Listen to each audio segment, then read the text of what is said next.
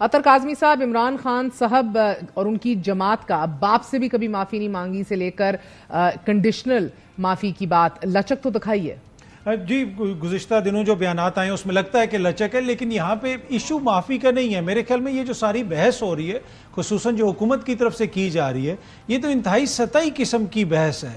معافی کس چیز کی معافی؟ یہ کوئی ذاتی تنازع ہے؟ اگر آئین اور قانون انہوں نے توڑا ہے اور حکومت کہتی ہے ہمارے پاس تمام ثبوت ہیں، شواہد ہیں، تو ان کو کنوکٹ کریں. یہ معافی کا بار بار ذکر کیوں کیا جاتا ہے کہ جی اب انہوں نے یہ بات کر دی، انہوں نے اس چیز کا اعتراف کر دیا، انہوں نے معافی کا ذکر کر دیا؟ تو اٹ ڈزنٹ میک سینس. اگر کوئی بھی شخص آئین اور قانون توڑتا ہے، آپ اس کو آئین اور قانون کے مطابق سزا دیتے ہیں. تو یہ جو انتہائی شیلو قسم کی ڈسکشن چل رہی ہے حکومت کی جانب سے کہ جی وہ معافی مانگ رہا ہے، تو معافی آپ اس کو دے دیں گے؟ معافی کس قانون کے تحت آپ دیں گے؟ کون سا آئین کہتا ہے کہ اس کو معافی دو؟ اگر اس نے کوئی آئین کے خلاف کام کیا ہے تو آپ اس کو سزا دیں. مگر عامر الیاس رانا صاحب، لچک ہمیں آہستہ ہی صحیح مگر دکھائی ضرور دے رہی ہے، سلولی بٹ شورلی جسے کہا جاتا ہے. اس لچک کے پیچھے کیا آپ وجوہات دیکھ رہے ہیں؟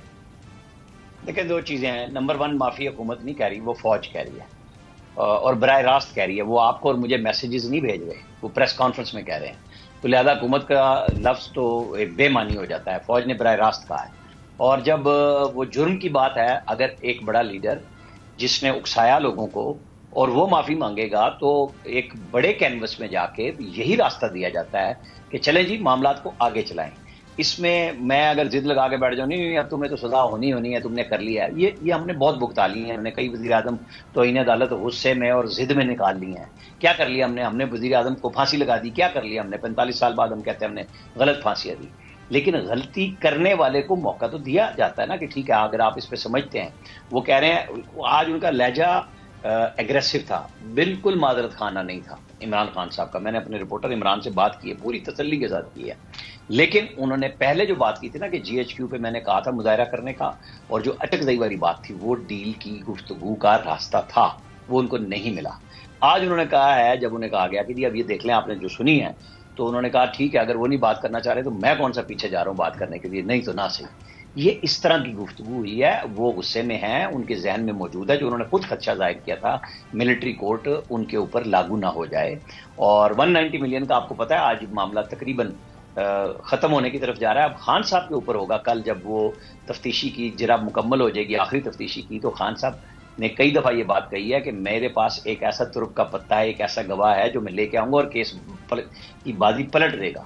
تو اب جب ان کا 342 کا شاید بیان جو ہونا ہے، اس میں انہوں نے اپنے ایویڈنس میں گواہ بھی پیش کرنے ہیں. اس کو جو یو ٹرن سے تعبیر کر رہی ہے حکومت، یہ یو ٹرن نہیں ہے بلکہ انہوں نے اپنی پوزیشن کو برقرار رکھا ہے، یہ کہتے ہوئے کہ اگر ثبوت دکھا دے، سی سی ٹی وی فوٹیجز تو وہ بہت دیر سے ڈیمانڈ کر رہے ہیں، ثبوت دکھا دیا جائے تو معافی مانگ لوں گا. اس کو آپ لچک کے طور پر تسلیم ایٹ بیسٹ کر بھی لیں. This is not a U turn. Aamir Ilyas Rana Sahab, number 1 you do recognise that. Number 2 بڑا ویلڈ پوائنٹ آپ نے اٹھایا ہے کہ اس کے پیچھے وجوہات ملٹری کورٹس کا سامنا ہو سکتا ہے. رول اوورز بھی چین، سعودی عرب، یو اے ای سے اپروو ہو چکے ہیں. ایک بیل آؤٹ پیکج بھی ملنے والا ہے. ورلڈ بینک نے بھی حمایت بھر دی ہے ایک اور پیکج کی. تو یہ بتائیے گا کہ اگر ان ساری چیزوں کو ملا کے دیکھا جائے، خان صاحب کیا اپنے آپ کو ایک ایسی ولنریبل پوزیشن میں محسوس کر رہے ہیں جدھر ان کو اسپیس سیڈ کرنی پڑ رہی ہے، یا ایز ہی سیز کرنی ہے تو کر لو، میں تو ملک کے مفاد میں بات کر رہا ہوں؟ نہیں دیکھیں، وہ دونوں طرح کی مکسچر ہے. جو میں نے کہا نا، پہلا حصہ وہ تھا جب وہ محمود اچکزئی کا نام دیا، اور جب محمود اچکزئی نے بھی انکار کر دیا تو انہوں نے کہا نہیں میں نے پولیٹیکل پارٹیوں کے لیے کہا تھا محمود اچکزئی کا نام. انہوں نے دونوں چانس لیے، لیکن ان کو چانس کے جواب میں چانس نہیں ملا. وہاں سے جواب یہی آیا کہ ہمارا وہی موقف ہے کہ آپ کو معافی مانگنی ہوگی اور صدق کے دل سے مانگنی ہوگی، یعنی کہ وہ قابل قبول انداز میں ہونی چاہیے. میں اس میں میری تو یہ خواہش ہے کہ ایک بڑا لیڈر، بڑا سیاستدان، بڑی قومی جماعت کا بانی سربراہ، اس کو اگر پاکستان کے لیے کچھ کرنا ہے تو انہیں اپنے آپ کو ایک قدم پیچھے ہٹانا ہوگا. فوج نے بنیادی طور پہ جو کہا ہے نا معافی، وہ بھی پیچھے ہٹ کے بات کر رہے ہیں. تو سب کو وہ راستہ لے لینا چاہیے. یہاں پہ عدلیہ کو بھی آنا ہوگا. ایک سیکنڈ، آپ کہہ رہے ہیں کہ عمران خان غیر مشروط معافی مانگ لیں، انکنڈیشنل اپالوجی ٹینڈر کر دیں، کوئی کنڈیشنز نہ لگائیں؟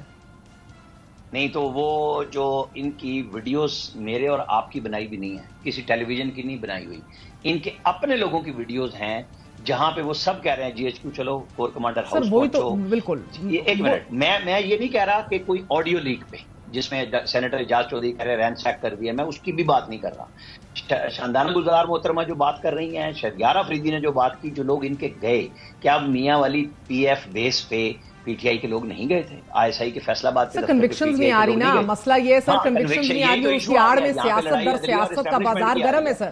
پریس کانفرنس سے ضرور ہو رہی ہے. بڑی کلیئر بات ہے کہ عدلیہ نے بہت زیادہ رعایت دی ہے، اس میں کوئی شک نہیں ہے.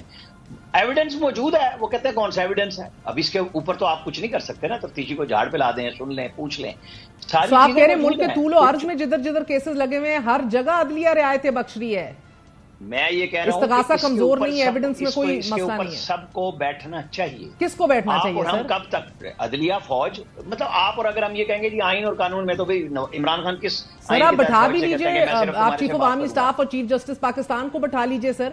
قاضی فائز عیسیٰ صاحب کیا نچلی سطح کی اے ٹی سیز وغیرہ کی تو میری بات، میں تو اس پہ ضامن نہیں بن سکتے، ادھر فیصلے کیا ہوں گے؟ جو پی ٹی آئی کو مکمل انصاف فراہم کرنے گئی ہے نا عدلیہ کے 8 رکنی بینچ نے فل کورٹ میں جو فیصلہ دیا ہے، جب اطہر من اللہ صاحب کہہ رہے تھے نا 2018 میں بھی یہی ہوا، وہ وقت تھا جب یہ 187 انووک کر رہے تھے، تو 18 کو بھی شامل کر لیتے، اس وقت کے آرمی چیف کو بھی بلاتے، اس وقت کے چیف جسٹس کو بھی بلاتے، اور کہتے ہیں ہم کورٹ کی بجائے میٹنگ روم میں بیٹھ کے پاکستان کے لیے سارے مل کے بات کرتے ہیں کہ یہاں سب نے ایک جیسا کام کیا ہوا ہے، تو مل کے آگے چلنے کا راستہ. اچھا مجھے اطہر صاحب بتائیے، ایک راستہ ادھر یہ بھی دکھ رہا ہے جو یہ جس طرح کہہ رہے ہیں الیاس صاحب کے ایک قدم پیچھے ہو جائیں عمران خان صاحب، ہو بھی جائیں، مان لیتے ہیں، انکنڈیشنل اپالوجی ٹینڈر کر دیتے ہیں.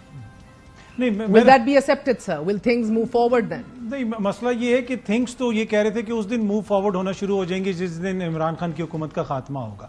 اگر پورا نظام عمران خان کی معافی کے اوپر کھڑا ہوا ہے تو پھر میرے خیال میں یہ جو اتنا بڑا حکومتی اتحاد ہے ان کو ویسے ہی گھر چلے جانا چاہیے. میں اس چیز کے بالکل حق میں نہیں ہوں. اگر کسی شخص نے خدا نخواستہ آئین اور قانون توڑا ہے تو آپ آئین اور قانون کے مطابق اس کو سزا دیں، آپ جو بھی اس کا بنتا ہے. مسئلہ یہ ہے کہ جو 9 مئی کے مقدمات ہیں، کوئی بھی کہہ رہے ہیں عدلیہ رعایتیں دے رہی ہے. مطلب یہ دیکھیں نا، یہ کہنے کو تو آپ کہہ سکتے ہیں، کیا سپریم کورٹ سے لے کے مجسٹریٹ کی کورٹ تک ساری عدلیہ رعایتیں دے رہی ہیں؟ یہاں بیانیہ کیا تھا مہر کہ مخصوص بینچ ہے. آپ نے اعجاز الحسن کو گھر بھیج دیا، آپ نے مظاہر نقوی کو گھر بھیج دیا. اب تو مخصوص بینچ نہیں ہے. آپ تو کہتے تھے کہ منصور علی شاہ کو بینچ میں بٹھاؤ، آپ تو کہتے تھے کہ اطہر من اللہ کو بینچ میں بٹھاؤ. اب آپ کو ان سے بھی مسئلہ ہے. آپ جو مندوخیل صاحب کی قیادت میں بینچ بیٹھا تھا اور جس نے وہ فیصلہ سنایا تھا 9 مئی کے کچھ لوگوں کی ضمانتیں ہوئی تھیں، اس مقدمے کو پڑھیں. آپ دیگر جو ان کے مقدمات ہیں ان کو دیکھیں. لاہور ہائی کورٹ کا اس دن جو فیصلہ آیا، انہوں نے کہا کہ یہ کوئی ایویڈنس نہیں 9 مئی کے حوالے سے پیش کر سکے کسی قسم کا، نہ آڈیو نہ ویڈیو. تو پھر عدالتیں بیچاری کیا کریں؟ عدالتوں نے تو دیکھنا ہے ایویڈنس اور اس کے اوپر فیصلہ کرنا ہے. اور دوسرا دیکھیں عدلیہ کے ساتھ اچانک ان کو کیا مسئلہ ہو گیا؟ یہ وہی عدلیہ ہے، یہ سب کچھ وہی ہے، مخصوص بینچ تو نہیں ہے.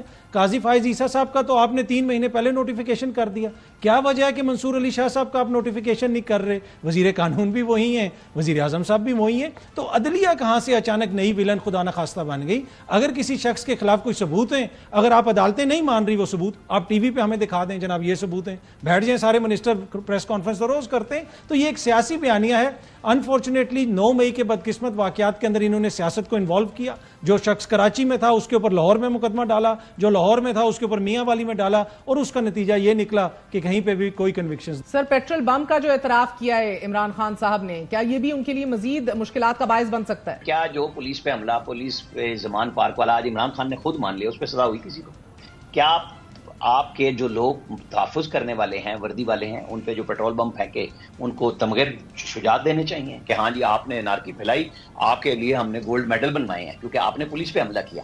تو کس عدلیہ نے وہاں پہ نوٹس لے لیا؟ وہاں پہ کچھ ہوا نہیں ہوا. جناب یہاں چٹوں پہ اور چیمبر کے ججز کی اپائنٹمنٹ بند کریں، ان کی سروس کیڈر بنائیں، ان کا سسٹم بنائیں، لوگوں سے پوچھیں، پھر مسئلہ ٹھیک ہوگا. یہاں بار بار ایک ہی چیمبر، بڑے وکیل اور ان کے چیمبر، ان کے شاگرد، وہ سارے کے سارے عدالتوں میں بیٹھے ہیں. کیوں بیٹھے ہیں جی؟ ایک دفعہ جن کو ہم کم تر سمجھتے ہیں، کم عقل سمجھتے ہیں، ان کے ہاتھ میں فیصلہ دیں، راستہ وہیں سے نکلے گا. بہت بہت شکریہ.